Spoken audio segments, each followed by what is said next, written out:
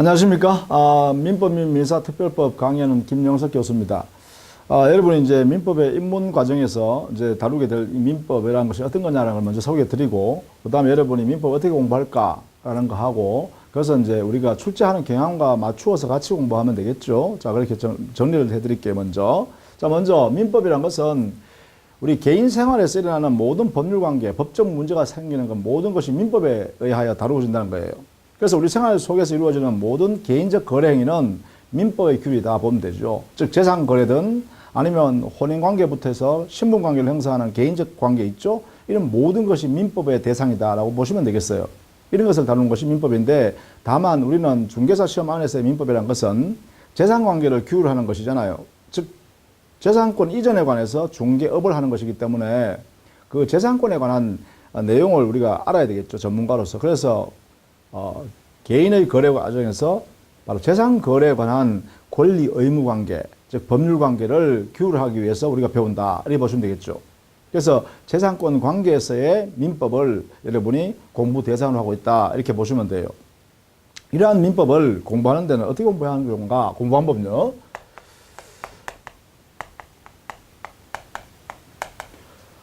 기본적으로 민법이라는 것은요, 여러분은 법 조문에서 내용을 숙지하고 있습니다.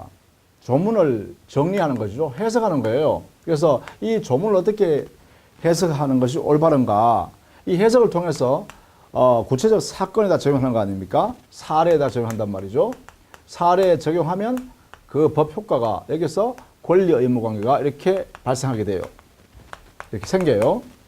그래서 의무자는 이행해야 되고 권리자는 이익을 취득할 수 있는 것이 보장된다, 법적으로. 그죠? 민법에서 보장해 준다는 거예요. 그러면 여러분이 공부할 때 가장 중요시 여겨야 될 게 뭘까? 바로 조문입니다. 조문.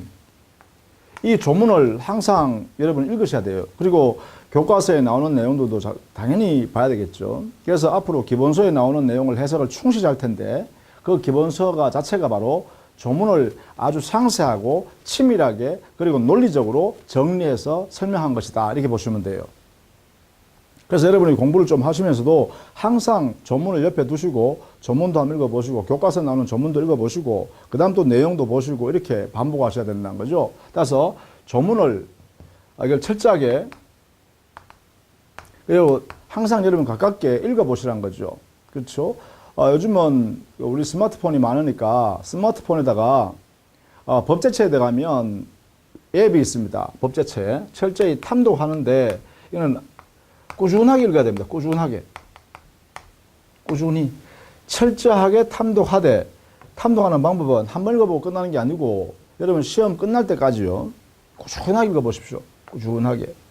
그러면 여러분 이것이 바로 민법을 공부하는 것이다 라고 생각하시면 돼요. 자, 그러면 이런 내용을 탐독하는 게 이제 기본적 태도입니다. 그죠? 우리가 공부하는 과정에서 첫 번째. 그 다음 두 번째는, 아마 공부해야 할 내용을 민법 전체 다 한다는 것은 불가능합니다. 교과서 전체를 다 머릿속에 넣는다는 것도 불가능해요. 그죠?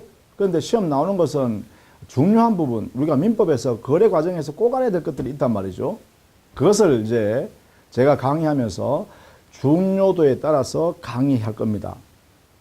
그래서 어떤 경우에는 민법 체계 때문에 민법 교과서에 들어가 있지만 아주 약하게 강의하는 경우도 있고, 어떤 경우는 아주 심도 있게 깊이 있게 강의하는 것도 있을 거예요.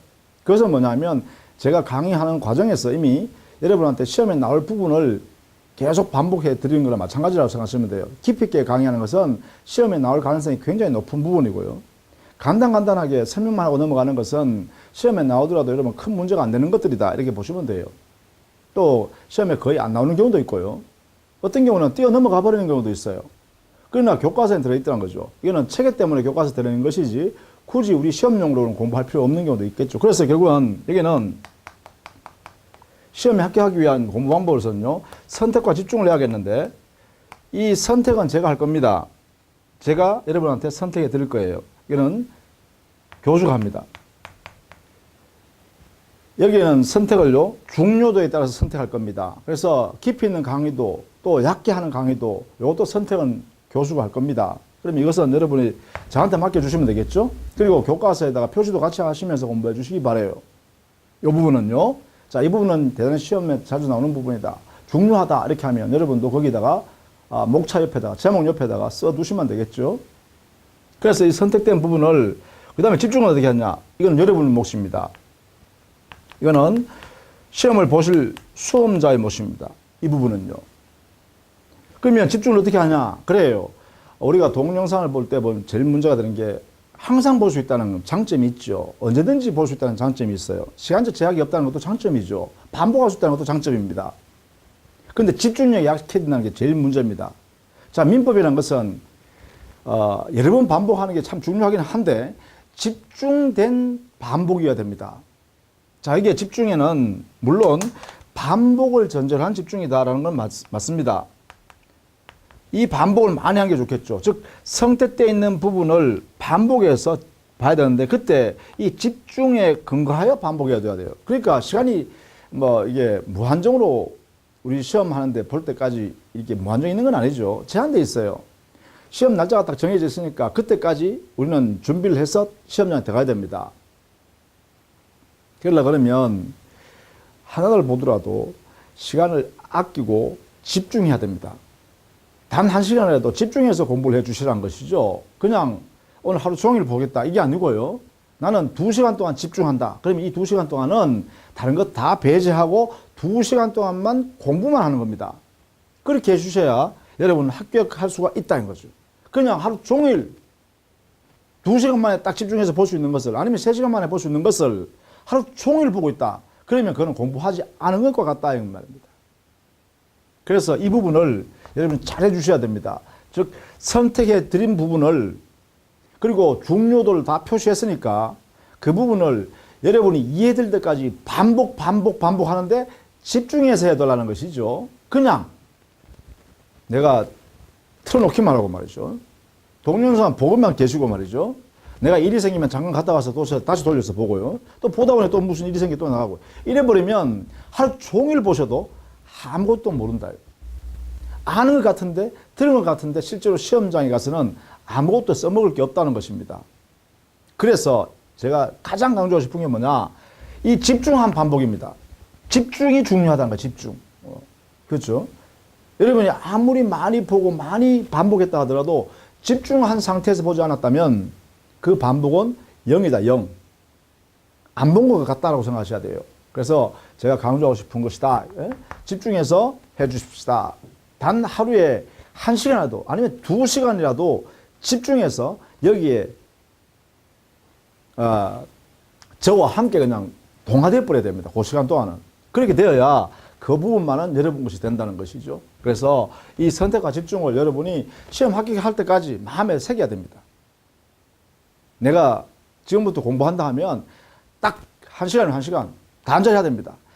전화기도 던져버리고요. 그죠? 문을 걸어 잠궈놓고 아무도 내한테 이 시간 동안은 내가 집중을 방해하지 마라 이렇게 해야 됩니다. 이렇게 하셔야 그 부분이 여러분 것이 된다. 이걸 꼭 유념해 주시란 거죠. 이렇게 해주십시오. 이러면 합격합니다. 이렇게 하시면 우리 민법은 시험 나오는 부분이 그래요. 전체를 이해하기 전까지는 그 민법이 참 어렵습니다. 시간도 많이 걸리고요. 그 개념도 공부해야 되고 개념 뭐 이런 것들은 사실은 강의하는 중에 계속 반복해서 강의하기 때문에 여러분이 알게 됩니다. 자연히.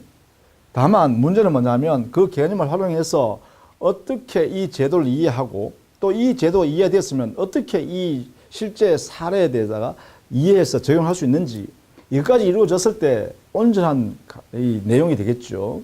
우리가 이게 보시다시피 민법이라는 것은 조문을 해석한 다음에 구체적 사건에다 적용해야 돼요.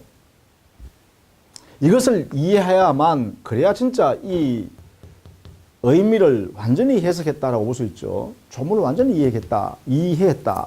그래서 제가 강의할 때는 사례를 많이 들 겁니다. 예컨대 뭐 갑이라는 사람과 을이라는 사람이 매매했다 이런 식으로 이렇게 사례형으로 예를 많이 들어서 설명할 거예요. 이럴 때마다 여러분은 이런 의미를 즉 개념을 이런 의미를 이렇게 사용하구나라는 것을 여러분 이해해야 된다는 거죠. 그래야 여러분이 시험장 갔을 때 그것을 활용할 수 있겠죠. 그래서 처음에는 이 개념을 익히는 동안에는 어려울 겁니다.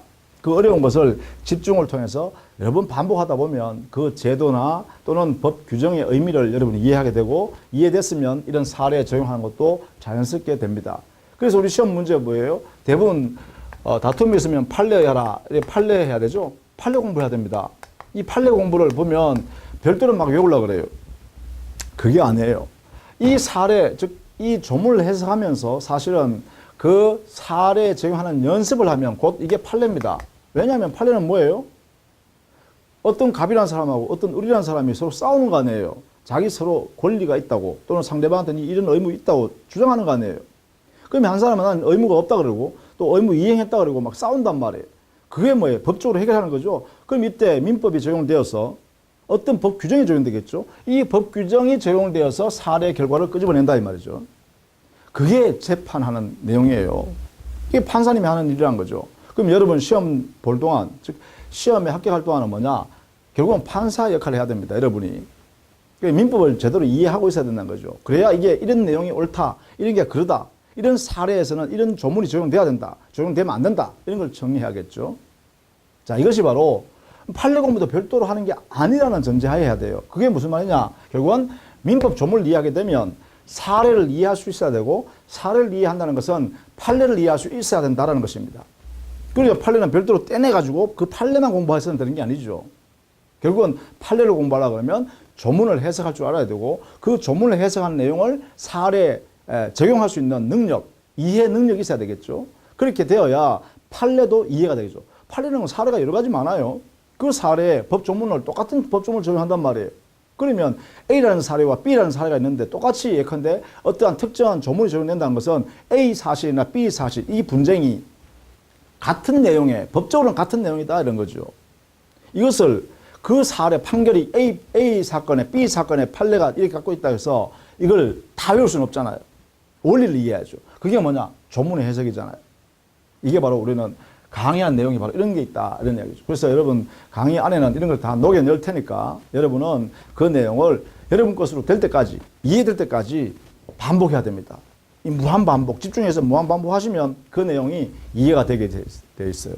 그래서 이해하시는 동안에, 이해하는 순간에 여러분 어떻게 돼요? 이런 데 사례에다 적용해서 그 결과를 끄집어낼 수 있겠죠.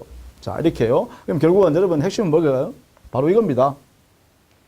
민법은 조문을 꾸준히 읽으면서, 조문을 꾸준하게 읽으면서 조문 해석의 내용을 제가 설명하는 내용, 그게 바로 조문 해석 아니겠습니까? 그리고 사례 문제 이렇게 적용하는 연습도 할 거란 말이죠. 강의 시간에, 그죠? 그러면 그것을 어떻게 하면 되겠어요, 여러분이? 그래요. 집중을 통한 반복이다, 이런 이야기죠. 그런데 무한반복은 무한반복인데 그냥 집중 안 한다. 그러면 아예 1시간 할 생각하고 다 덮어라. 만약에 안 되는 것 같으면, 시간이 안 되는 것 같으면 아예 보지 말고 꺼놔라, 이거죠. 그리고 여러분 뭐예요? 집중할 수 있는 시간을 만들어서 반복해라, 이거죠. 이것을 제가 강조하고 싶습니다. 그러면 민법 공부하는 방법은 가장 중요한 건 이거밖에 없네요, 그죠? 그렇죠. 뭐 여러 가지 설명을 할 수 있겠지만 가장 중요한 핵심은 뭐냐? 이거예요, 그죠? 제가 선생님이 선택한 부분을 중요도를 다 정해놨으니까 그 내용을 내가 이해될 때까지 집중하면서 반복하면, 그러면 시험장 갔을 때 활용할 수 있다. 이런 이야기죠. 그래서 여러분 시험 합격할 때까지 제가 여러분과 친구가 되어서 같이 할 테니까 여러분도 힘내시고 화이팅 하시는 거예요. 그렇게 하시면 되겠습니다.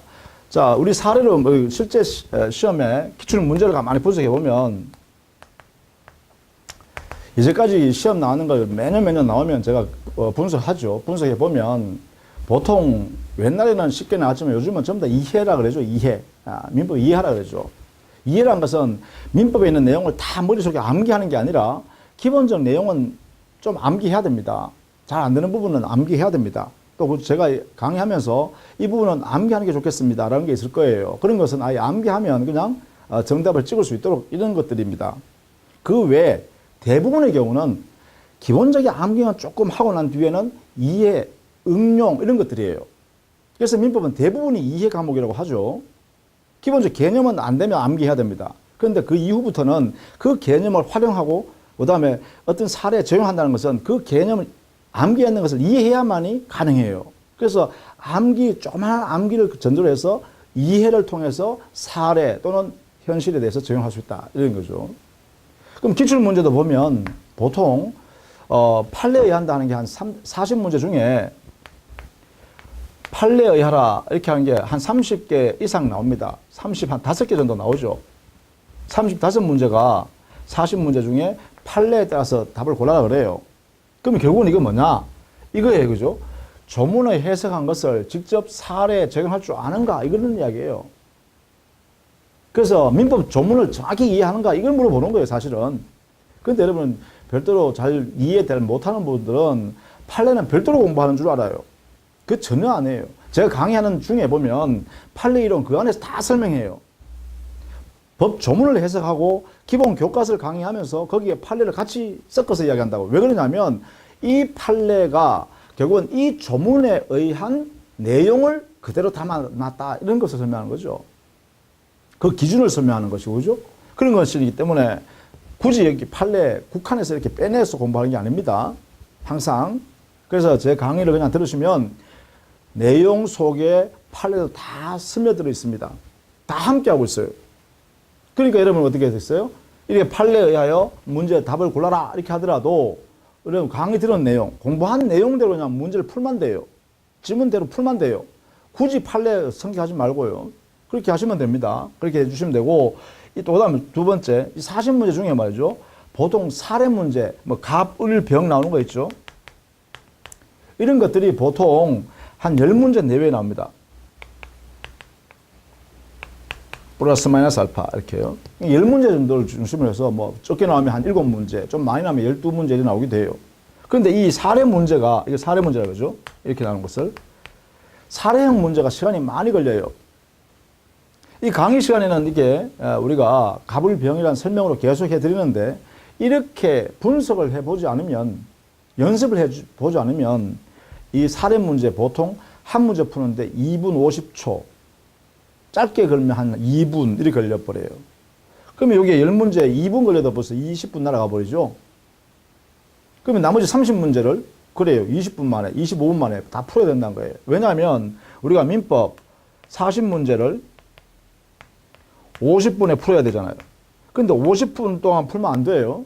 왜냐하면 우리가 정답 이 마킹하는 게 있잖아요. 정답 마킹하는데 한 5분 걸린단 말이에요. 그러면 최소한 많이 양보하더라도 45분 내에 다 풀어야 돼요. 그죠? 그렇죠? 그러면 만약에 말이죠. 이 사례 문제를 한 문제 푸는데 2분 걸려버렸다. 그러되면요 25분 만에 나머지 30문제를 다 풀어야 돼요. 그러면 한 문제당 1분도 안 된다는 거예요. 큰일 났죠. 그래서 대부분 다 이게 익숙하지 않은 데 있으면, 이런 게 익숙하지 않으면 민법을 풀다가 시간을 다 보내버렸다. 이렇게 돼요. 민법이 너무 어렵다. 이렇게 하고 나와요. 근데 사실은 이 사례 문제는요, 이런 내용을 분석을 자꾸 여러분 강의를 통해서 또 여러분 스스로 한번 생각해 보시고 연습해야 돼요. 이렇게 연습하면 이 사례 문제를 오히려 더 빨리 풀 수 있어요. 1분 내에 풀 수 있어요. 문제 주어지는 문제를 분석만 할 줄 알면 이렇게 해요. 조문의 내용을 이해해서 사례 이렇게 분석만 할 줄 알면 바로 정답이 5번, 5개 5번 지문 중에 답이 바로 보인단 말이에요. 그러면 1분 안에 이게 풀 수 있는 문제예요, 사실은. 그런데 일반적으로 이걸 연습 안 하신 분들은 여기서 시간을 다 잡아버려요. 그래서 결국은 민법 때문에 시간이 절대적으로 부족하다. 이런 말이 많이 나오는 거죠. 매년 그렇습니다. 그래서 여러분이 이 기출 문제를 보면 사례 문제 이것을 1분 정도에 풀어야 된다는 게 대전제입니다. 그래서 이걸 하려고 하면 기본적인 이 내용을 이렇게 강의 시간에 연습하는 것처럼 여러분 스스로도 자꾸 연습해 보셔야 돼요. 문제 푸는 과정도 우리가 있으니까 그 과정에 제가 문제 풀 때 보면 이렇게 갑을병 나오면 이렇게 그림을 그려가면서 하죠. 여러분도 그림을 그려보시고 그 다음에 이렇게 갑과 을 사이에 어떤 문제가 발생하나 법적으로 이 연구를 자꾸 해보셔야 돼요. 생각해 보셔야 됩니다. 그래서 무한 반복을 이렇게 해서 여러분 것으로 이해할 때까지 머릿속에 집어넣은 다음에는 그 다음에 어떻게 돼요? 문제 푸는 과정에서는 이렇게 연습을 해보셔야 돼요. 스스로 이렇게 자꾸 끄집어내는 연습. 내가 알고 있는 지식을 끄집어내보는 연습. 그리고 우리 법조문을 이런 사례에다 적용하는 연습. 자꾸 해보는 거예요. 그렇게 하면 나중에 이런 사례 문제가 간단하게 해결되죠. 이렇게 돼 있어요. 그죠? 기출문제 이렇게 돼 있는데 난이도는 이제는 거의 비슷합니다. 좀 어렵게 나와도 거기서 거기. 좀 쉽게 나와도 거기서 거기예요. 민법은. 이게 우리가 한 26회 정도 시험 봤다 보니까 이제는 문제가 다 개발되어 있어요. 그래서 문제 출제하는 교수님들도 문제를 쉽게 내달라 해도 그렇게 쉽게, 아주 쉽게 이렇게 주어지는 건 없습니다. 단순히 암기에 몇 개 이렇게 넣어주는 거. 그 외에는 전부 다요. 조금 이해하고 있으면 문제 풀 수 있는 정도. 그 정도로 출제하고 있어요. 그러니까 여러분이요, 민법은 이 기출문제 전체를 봤을 때 난이도가 아주 어렵게 됐다가 또 아주 쉽게 됐다가 이런 과정이 없다. 민법은 거의 비슷하다. 한 10회 이후부터는요, 민법이 크게 이렇게 출렁거리지 않습니다. 그러니까 어느 정도 공부를 하고 이해를 하고 있고, 그 다음에 이 사례를 이런 것을 분석할 수 아는 정도 되면 여러분 최소한 75점에서 80점은 받을 수 있습니다. 그럼 제 강의는 어디에 맞출까요? 그래요. 최소한 80점, 너무 많나요? 75점요. 75점에서 80점. 이 정도는 받을 수 있도록 강의를 해 나가겠습니다. 원래는 60점 받으면 합격하죠. 부동산 학개론도 60점 받으면 되고, 그죠? 그러면 평균 60점 되니까 합격할 수 있죠. 근데 이제, 부동산 학개론보다 민법은요, 객관적인 문제가 주어지기 때문에요. 법 조문에도 기준이 정해져 있잖아. 조문으로, 그죠? 그러니까, 정답이 명쾌하게 조문으로 딱 제시되어 있습니다. 사실은. 이게 5개 지문 중에 반드시 정답은 대부분의 경우 40문제 중에 한 35문제 정도는 법 조문에서 해결해야 됩니다.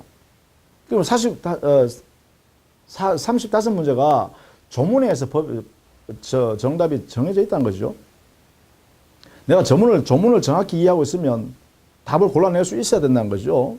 그러니까 크게 이렇게 요동치지 않습니다. 그리고 복수 정답도 어지간해서 잘 인정되지 않고요. 그게요. 그러니까 당연히 민법은 조금 정리만 잘 해놓으면 이 점수를 받을 수 있어요. 이렇게 민법은 이 점수가 가능하다는 거예요. 그럼 이 점수 받으면 1차는 떨어질 일이 절대로 없죠. 대신에 이 정도 75점 이상 받으려고 그러면 제가 강조하는 내용은 반드시 여러분 것으로 만들려고 노력을 계속 해주셔야 돼요. 그렇게 해주시면 충분히 받습니다. 이게요. 그러니까 여러분이 조금 어렵더라도 집중해서 공부하는 방법, 그 시간을 여러분이 활용할 수 있도록 최대한 노력해 주셔야 돼요. 그래서 여러분이 내 민법 공부하는 시간, 요 시간만은 누구도 요 시간을 침해하지 마라. 이렇게 해야 돼요. 이렇게 해주시면 여러분 충분합니다. 그래서 기출문제 제가 분석했는 내용을 가지고 항상 강의를 하고 있으니까요. 어느 부분이 어디가 중요하다는 걸 항상 전제해서 강의를 하고 있습니다. 그래서 어떤 경우는 한 2페이지 가지고 40분, 50분 강의해요.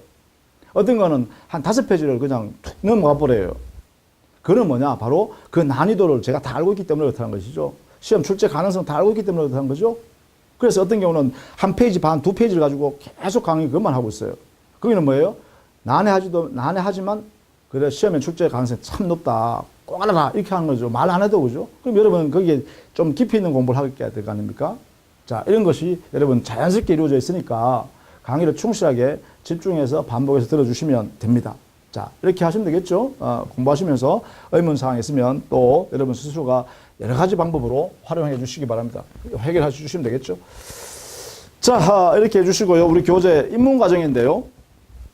입문 과정에서는 기본적으로 파트의 중요한 내용들만 갖다 놨어요. 기본적 내용을 설명하면서 그걸 이렇게 타치할 거예요, 제가. 그래서 말 그대로 입문 과정이니까 기본 개념이라든지 또는 기본 제도라든지 또 어떤 파트의 가장 핵심적인 부분을 갖다 놓고 그 부분을 이런 관계에서 이렇게 구조되어 있다, 구성이 되어 있다, 체계가 이렇게 만들어져 있다, 이런 걸 설명해 드릴 거예요. 그래서 기본 개념이라든지 제도라든지, 그렇죠? 그 다음에 체계라든지 이런 것을 중심으로서 해서 해석합니다. 다만 이때는 중요한 부분을 가지고 해야겠죠. 중요 부분을 가지고 우리 민법 공부해야 될 내용 중에서 가장 중요한 부분을 가지고 이렇게 설명할 겁니다. 그래서 어떤 부분은 조금 어렵기도 해요. 난해하기도 해요. 난해하더라도 그냥 이런 게 우리 배우는가 보다 이렇게 하고 넘어가시면 돼요. 그래서 입문 과정 전체를 내 것으로 만드는 게 이런 것을 공부하는구나. 예를 들면 점유권이라는 게 있는데 민법에 이 점유권을 전체를 다 공부를 할 수 없죠. 그러면 핵심이 뭐냐? 점유권에서는 점유자하고 점유자가 그 물건을 자기 물건이 아닌데 가지고 있었다. 그러면 상대방 진짜 권리 갖고 있는 사람이 나타나가지고 야, 그 물건 내 거니까 돌려줘.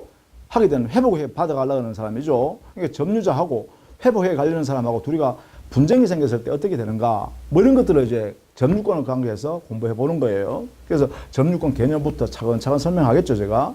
그래서 핵심되는 부분, 점유권에서 핵심되는 그런 것을 가지고 이런 내용의 틀을 이렇게 한번 보는 거죠. 아, 이런 것을 우리가 배우는구나.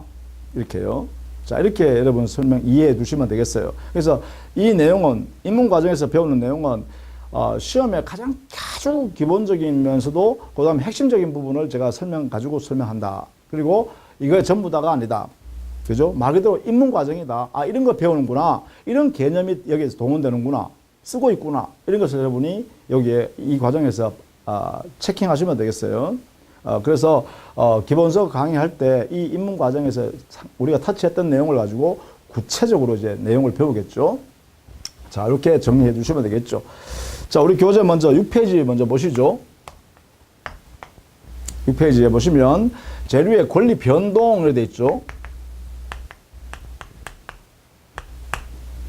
자, 우리 법에서는요, 민법에서는 민법이 이렇게 적용되면 사람한테요, 이렇게, 자, 우리는 개인과 개인을 지칭할 때는 갑, 을, 병, 정 이렇게 할게요. 뭐 갑, 을, 병, 정. 병이라는 사람, 정이라는 사람 이렇게 해요. 그러니까 갑이라는 사람, 을이라는 사람, 병이라는 사람, 정이라는 사람 이렇게 지칭하겠습니다. 앞으로. 그럼 이렇게 갑이라는 사람과 을이라는 사람이 뭐 갑의 토지를 사고 팔았다 이렇게 해야 되겠죠. 그럼 이렇게 제가 그림을 그릴 거란 말이에요. 그러면 이 말은요, 말로 표현해서 글로 표현한다면 이렇게 돼요. 토지 소유자 갑은 을과 매매 계약을 체결하였다 이렇게 표현할 거예요. 그러면 그것을 우리는 분석할 때 그림을 도구를 이용할 텐데, 그러면 이렇게 할 거예요. 그냥 이렇게 딱 그릴 거예요. 갑이라는 사람이 토지 소유권을 을과 사고 팔기로, 예컨대 보면 10억이다. 그러면 대금 10억을 받기로 하고 팔기로 했다. 이러면 이래 되겠죠, 계약이. 그 다음에 이제 을은요, 10억 원을 주기로 했으니까 10억을 지급하고, 갑은 이 토지 소유권을 을한테 이렇게 넘겨주겠죠, 이렇게. 이렇게 되겠죠. 이렇게 되면 이제 보세요. 민법이 적용되면 요게 이 민법이 여기 매매 계약을 한 갑과 을한테 끼어드는 거예요. 요게 민법이 적용되었다 그러죠. 그럼 매매 계약에 적용되면 어떻게 되냐? 이렇게 되겠죠. 갑은 을로부터 대금 10억을 받고 갑 스스로는 또 을한테 뭐예요? 소유권 넘겨주려 했으니까 소유권 을한테 넘겨준다. 이렇게 되겠죠. 이렇게 되면 어떻게 되냐? 자, 소유권이라는 권리가 변해서 움직였다 이 말이야. 움직였어. 변동. 그래서 이런 내용을 권리 변동이라고 그래요. 자, 여기 보세요. 갑이라는 사람이 권리 갖고 있다가, 그렇죠? 여기 을이라는 사람이 권리를 가져왔잖아요. 그러면 이런 현상이 발생하잖아요. 갑한테는 권리가 소멸했죠.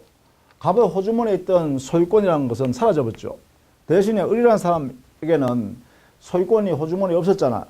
그런데 을에게 소유권이라는 권리가 하나 생겼죠. 이렇게 발생했어요. 여기는 소멸했고요. 그렇죠? 자, 보세요. 민법이 적용되어서 매매라는 이 관계에 끼어들어서 보니까 갑의 소유권은 소멸되었고 을의 소유권은 발생했다 이 말이에요. 그러면 이 권리가 움직였잖아요. 이렇게 발생, 소멸 이런 관계가 생겼잖아요. 이런 내용을 우리는 전부 통틀어서 뭐라 그러냐? 권리 변동이라고 그래요. 권리가 이렇게 움직였다라는 거예요. 움직였다. 그래서 민법이 적용되면요, 권리 변동이 생겨요. 즉 사적 거래 과정에서 재산 거래를 하게 되면 이때 민법이 적용되고, 민법이 적용되면 그 당사자 사이, 이 사람을 당사자라 그래. 서로 마주보고 거래하는 사람, 이때 갑을 당사자, 을을 당사자라 그래요. 어디에서? 매매 계약의 당사자는 갑과 을 이렇게 되겠죠.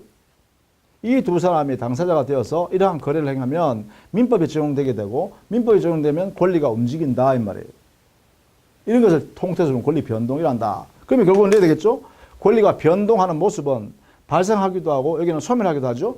그런데 보세요. 여기에 토지 소유권 안에서 보면 소유자가 소유권을 가지고 있는 사람, 주체라 그러죠.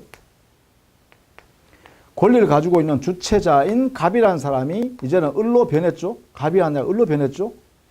그러면 여기 소유권 자체예요. 종전에는 갑이라는 사람이 소유권자였는데 지금은 을이라는 사람이 소유권자 변했어요. 이것은 뭐예요? 권리가 변경되었죠. 즉 요거는 주체가 변경되어서 소유권의 모습이 약간 달라졌다 그죠? 주인이 달랐었으니까. 그래야 되겠죠? 그러면 결국은 이래야 돼요. 권리가 발생하기도 하고 변경하기도 하고 권리가 소멸하기도 해요. 이것이 뭐예요? 권리 변동하는 모습이다. 그래서 권리의 변동 모습은 변동의 종류는 크게 나누면 세 가지가 있다. 발생하거나 발생하는 모습도 있고 두 번째는 변경하는 모습도 있고 세 번째는 소멸하는 모습도 있더라 이 말이죠. 이런 모습을 전체적으로 뭐라 한다? 권리가 변동되었다라고 하는 거죠. 그래서 발생하는 모습, 변경하는 모습, 소멸하는 모습이 전부 권리의 변동이라는 용어로 쓴다는 거예요. 그러니까 법률 용어로서는 권리 변동 이렇게 표현하면 그 변동이라는 말 속에는 발생하는 경우도 있을 수 있고 변경하는 모습도 있을 수 있고 소멸하는 경우도 있을 수 있다 이런 이야기예요. 이것을 통틀어서 뭐라 한다? 권리 변동이라고 한다 이 말이죠. 이게 뭐예요? 이게 법률 용어예요.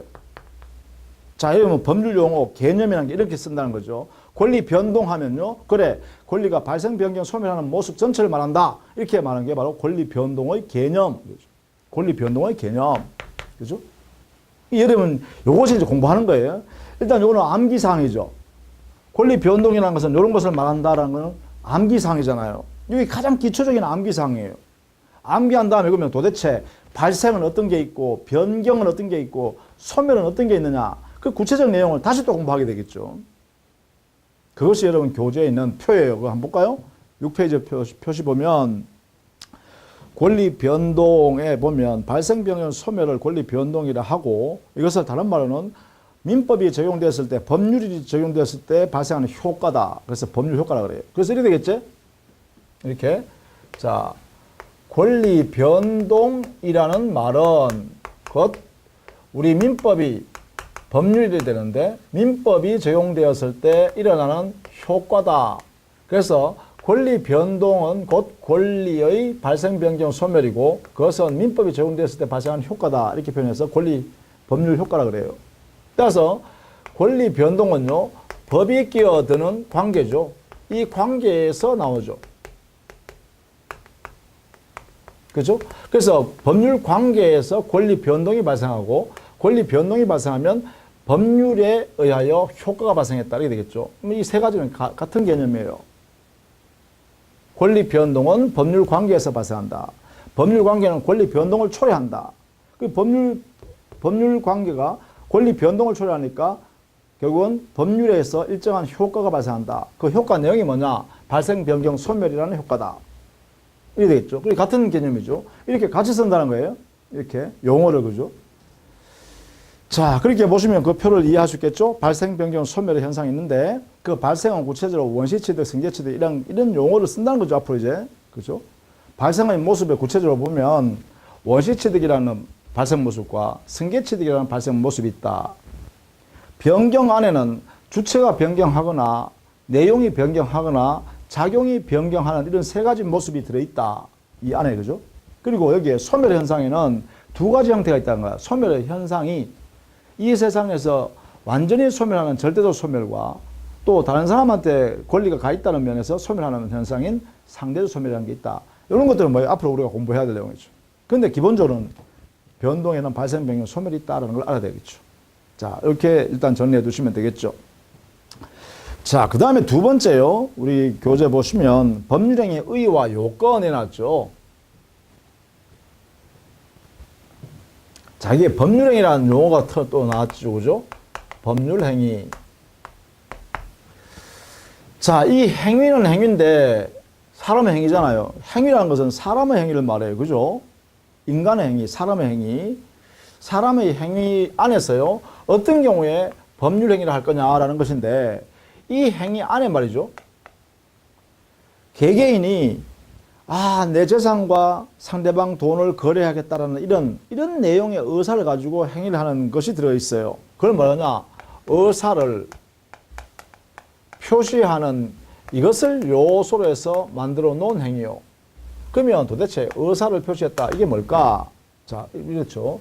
법률 행위라는 것은 의사 표시라는 이 개념이 이 행위 속에 들어가 있으면, 즉 이게 되면 뭐예요? 의사 표시를 요소로 하여 만들어 놓은 행위를 우리는 법률 행위라고 한다. 이래 되겠죠? 자, 법률행위라는 것은 그 행위 안에 의사표시라는 게 들어가 있다. 이런 이야기예요. 의사표시가 들어가 있다. 그러면 이 의사표시가 도대체 뭐냐? 이거는요, 우리 인간들이 개개인 사람이요, 자기가 마음먹은 의도를 밖으로 드러내서 상대방과 거래하게 되죠.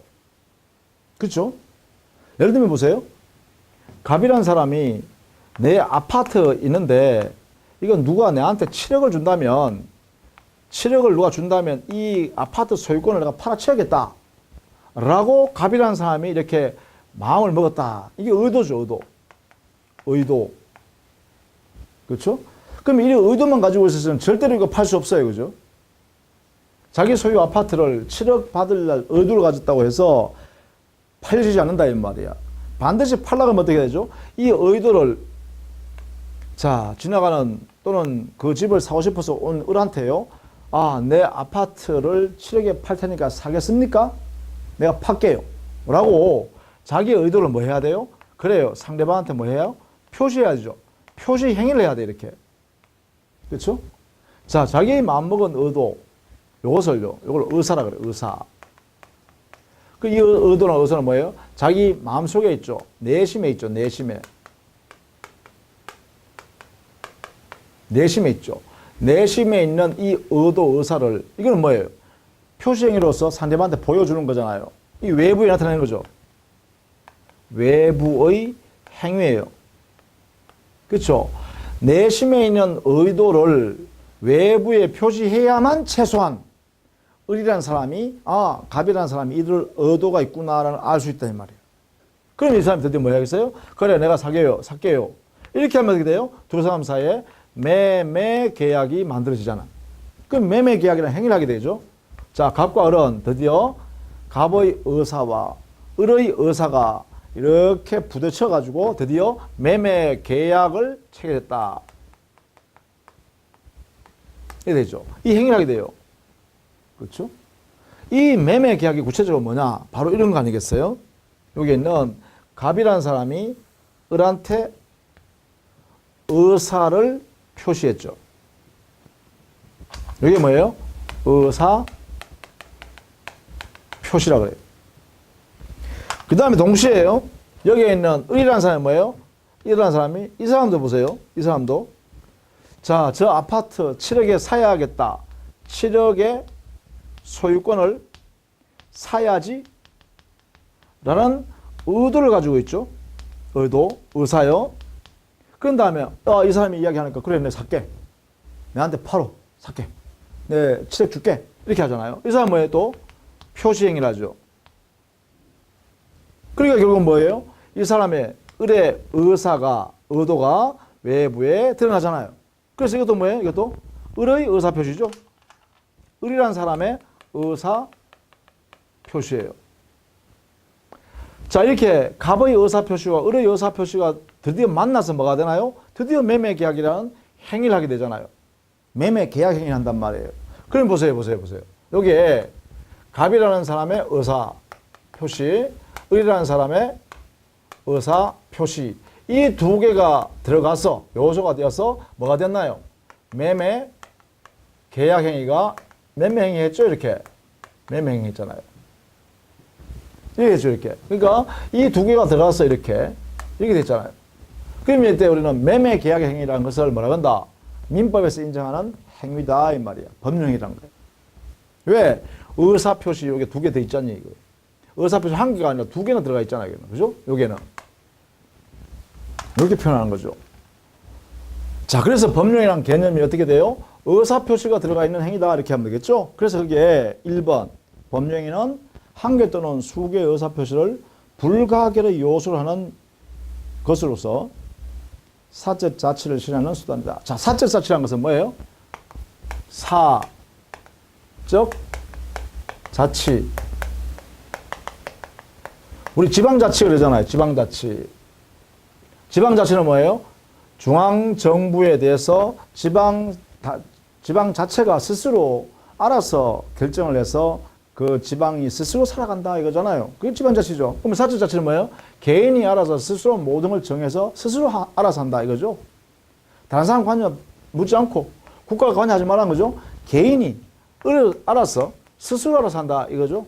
근데 스스로 하려고 하면 뭐예요? 이거죠, 이거. 의사를 스스로 정해서 개인이 스스로 한다 이런 거죠. 그러면 의사 표시를 자유롭게 한다는 거잖아. 의사 표시를 자유롭게 하면 법률행위가 자유되겠죠? 이렇게 되겠다 이거죠. 자, 그러면 여기서 우리는 의사 표시와 법률행위 관계를 한번 보세요. 의사 표시와 법률행위의 관계는 어떤 관계예요? 의사 표시가 반드시 법률행위라는 개념 속에 들어가 있어야 되죠. 그렇죠? 의사 표시는 반드시 법률행위라는 개념 속에 들어가 있어야 돼요. 이게 한 개든 두 개든 여러 개든 관계없이 반드시 한 개 이상은 들어가야 되죠. 그것이 바로 의사 표시와 법률행위의 관계예요. 자, 이렇게 되면 이 법률행위나 매매계약은 어떻게 만들어지냐? 이게 요건이에요. 이게 요건이에요. 법률행위의 요건. 요건은 뭐냐? 어떤 요소들이 들어가서 법률행위를 만드냐? 이런 이야기죠. 첫 번째, 그걸 뭐냐냐? 성립요건. 이렇게 하죠. 자, 법률행위를 만들기 위한 요건을 성립요건이라고 그래요. 이렇게. 여기서부터 참 어려운 이야기입니다. 우리가, 왜냐하면 우리 사회에서는 이런 걸 분석하지 않죠. 그냥 매매했다 하면 매매한 거지 뭘. 그 안에 뭐 의사표시하고 둘이가 만나가지고 매매계약이랑 법령을 만들고 이런 말 안 하잖아요. 그냥 매매계약했다. 그러면 야, 산 사람은 돈 줘라. 대금 줘라. 판 사람은 뭐예요? 야, 네가 팔으기로 했으니까 그 물건 소유권하고 물건 넘겨줘. 이렇게 하는 거야. 그죠? 근데 우리 민법에서는 그렇게 안 한다는 거예요. 그것을 하나하나 다 떼가지고 그 안에 문제가 있는 게 없는가를 검토한다는 거예요. 그걸 체계적으로 한다는 거예요. 다 따져본다는 거야. 그죠? 그래서 먼저 법률행위라는 매매계약, 예를 들면 매매계약 행위라는 것을 법률행위라 하고 그 매매라는 법률행위가 성립하기 위해서, 만들어지기 위해서예요. 성립이라는 것은 존재하기 위해서, 성립하기 위해서 필요한 요소들, 이런 거죠. 요건이니까 요소. 다 모아놓은 거예요. 요소를 다 모아놓은 걸 요건이라 그래요. 요건. 그럼 여기에 필요한 요건이 뭘까 살펴보니까 그 법령을 하는 사람이 있어야 되잖아. 그 사람을 뭐라 그러냐? 당사자. 사람. 당사자가 일단 있어야 되겠죠. 매매계약 하려면 매도인이라는 사람과 매수인이라는 사람이 있어야 되죠. 그 이야기예요. 사람이 존재해야 된다. 그런데 그 사람은요. 그 사람은 매도인이라는 사람은 팔 의도가 있어야 되고 살려는 사람은 매수인이라는 사람은 뭐예요? 살 의도가 있어야죠. 그 권리를. 그죠? 그 물건과 권리를 살 의도가 있어야 돼. 이건 뭐냐? 그 당사자가 존재하는 사람이 뭐예요? 의도, 목적을 가지고 있어야 돼요. 그 의도. 이게 있어야만 그러한 행위가 존재할 수 있다는 거죠. 최소한. 그 다음에 이 의도를 보세요. 팔려는 의도를 가지고 있다 하더라도 또 살려는 의도를 머릿속에 갖고 있다 하더라도 상대방한테 표시를 안 하면 도대체 알 길이 없다 했죠. 그러니까 세 번째, 그 의도나 목적을 외부에다가 상대방한테 표시한다 하는데 그걸 뭐라 그러냐? 그 의도를 외부에 표시하는 행위를 합쳐서 우리는 의사표시라고 그래요. 의사표시라는 이 행위를 하게 된다 이런 이야기죠. 그러면 의사표시가 존재하게 되겠죠. 최소한 이 세 가지를 갖추었을 때 당의 법률행위가 만들어진다는 것이에요. 따라서 법령에 만드는 요건은요. 당사자가 존재하고 목적이 존재하고 의사표시가 존재해야 돼요. 이걸 뭐냐 보세요. 매매계약을 하려고 하면 즉 매매계약이라는 법률행위를 성립하기 위해서 존재하기 위해서 만들어지기 위해서 뭐가 필요하냐.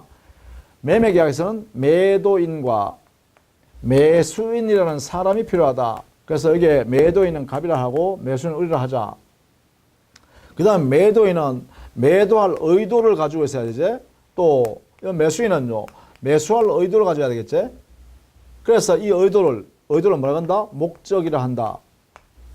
의도는 목적이라 한다. 이 목적을 가지고 상대방한테 야, 너 그거 나한테 팔래? 내 돈 줄게. 그래 좋아 내가 팔게 라고 표시해야 되죠. 이도 마찬가지죠. 자기의 의도를 표시해야 되죠. 이게 뭐예요? 이 표시가 바로 의사표시. 이게 뭐예요? 의사표시 되겠죠. 그러면 최소한 이렇게 되어야 어떻게 돼요? 매매계약이라는 행위가 만들어지더라 이 말이에요. 그렇죠? 그래서 당사자, 목적, 의사표시. 당사자, 목적, 의사표시. 이 세 가지는 반드시 있어야 거래행위가 만들어진다. 매매행위가 만들어진다 이 말이에요. 자, 이게 바로 뭐라고요? 성립요건이다. 이렇게 해요. 성립요건이다. 자, 이것도 뭐예요? 처음 하는 거니까 어떻게 돼요? 최소한 암기하겠죠. 법률행위의 성립하기 위한 요건은, 법률행위가 존재하기 위한 요건은 최소한 세 가지 요소를 갖춰야 된다. 당사자는 사람이 존재해야 되고, 그 사람이 일정한 목적, 의도를 가져야 되고, 세 번째는 그 목적을 외부에 표시하는 의사표시가 존재해야 된다. 이렇게 되겠죠. 이걸 성립요건이라 한다. 여기요. 자, 여기까지요. 다음 시간에는 당의 법령행위가 성립되어 있는 법령행위가 행위가 당사자의 의도한 대로 권리 의무를 만드는 효력 요건을 보도록 하겠습니다. 수고 많으셨습니다.